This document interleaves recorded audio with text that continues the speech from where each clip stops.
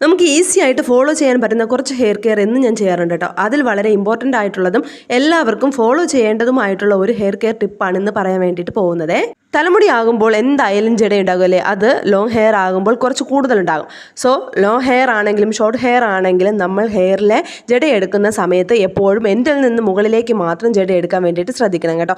അത് നമ്മൾ പതുക്കെ പതുക്കെ ജട എടുത്ത് മുകളിലേക്ക് കൊണ്ടുവരികയും വേണം. ചിലർ ആദ്യമേ തന്നെ ചീപ്പ് ഉപയോഗിച്ച് ജട മാറ്റാറുണ്ട് കേട്ടോ. പക്ഷേ എൻ്റെ ഒരു അനുഭവം വെച്ചിട്ട് അല്ലെങ്കിൽ എൻ്റെ ഒരു അഭിപ്രായം വെച്ചിട്ട് ചീപ്പിനേക്കാളും കംഫോർട്ട് അല്ലെങ്കിൽ സേഫ് എന്ന് പറയുന്നത് നമ്മുടെ കൈകൾ കൊണ്ട് തന്നെ ആദ്യമേ ജട നീക്കം ചെയ്തതിന് ശേഷം മാത്രം ചീപ്പ് ഉപയോഗിച്ച് നമ്മുടെ മുടിയിൽ ചെയ്യാൻ വേണ്ടിയിട്ട് പാടുള്ളേ.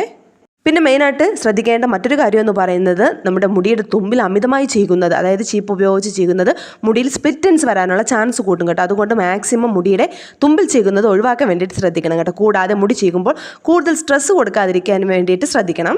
കൂടുതൽ സ്ട്രെസ് കൊടുത്തു കഴിഞ്ഞാൽ അത് മുടി പൊട്ടിപ്പോകാനുള്ള ചാൻസ് കൂട്ടുവേ. അതുകൂടാതെ നമ്മൾ എപ്പോഴും മുടിയുടെ ജട എടുത്താലും നമ്മുടെ ഒരു കൈ നമ്മുടെ മുടിയിൽ സപ്പോർട്ട് വേണം, മറ്റൊരു കൈ കൊണ്ട് നമുക്ക് ജട മാറ്റാവുന്നതാണ് കേട്ടോ. അത് നമ്മുടെ മുടി പൊട്ടിപ്പോകുന്നത് അതുപോലെ തന്നെ വലിയുന്നത് തടയാൻ ഹെൽപ്പ് ചെയ്യും. അപ്പോൾ ബാക്കി ടിപ്സ് അറിയാൻ വേണ്ടിയിട്ട് നമ്മുടെ ചാനൽ മസ്റ്റായിട്ട് സബ്സ്ക്രൈബ് ചെയ്യാൻ വേണ്ടിയിട്ട് മറക്കരുതേ.